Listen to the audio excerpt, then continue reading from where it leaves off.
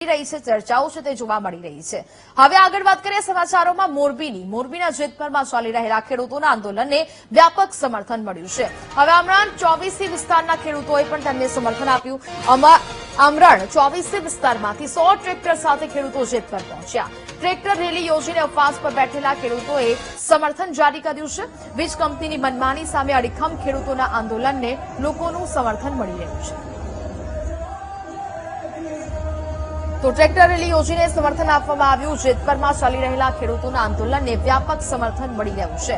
હવે આમરણ 24 વિસ્તારના ખેડૂતોએ સમર્થન છે તે આપ્યું છે। ખેડૂત આંદોલનને સમર્થન છે તે એક બાદ એક મળી રહ્યું છે। આમરણ 24 વિસ્તારના ખેડૂતો પણ તેમની સમર્થન આપવા માટે પહોંચ્યા છે। વિસ્તારમાંથી 100 જેટલા ટ્રેક્ટર સાથે ખેડૂતો જેતપર પહોંચ્યા છે।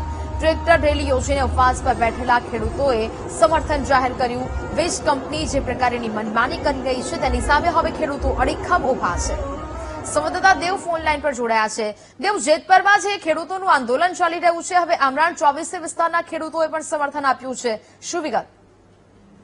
ચોક્કસથી મોરબીમાં જેતપર ગામે છેલ્લા 12 દિવસથી ખેડૂતો આમરણ ઉપવાસ પર બેઠા છે। ત્યારે વિવિધ જગ્યાએથી તેમને જે સમર્થન મળતું હોય છે, ત્યારે આમરણ 24 ગામના જે ખેડૂતો છે ટ્રેક્ટર રેલી યોજીને તેમને સમર્થન આપ્યું હતું।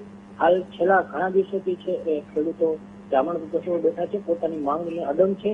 સરકાર તેમના પ્રતિનિધિઓ મોકલી રહી છે, પણ આ જે આંદોલન છે તેનું હજી સમાધાન આવતું નથી। એટલે હાલ ક્યાંક ને ક્યાંક જોઈએ તો ખેડૂત અને સરકાર વચ્ચે અસમંજસતા હોય, જેના કારણે આ આંદોલનનું સમાધાન આવતું નથી। જી બિલકુલ, જાણકારી બદલ આભાર।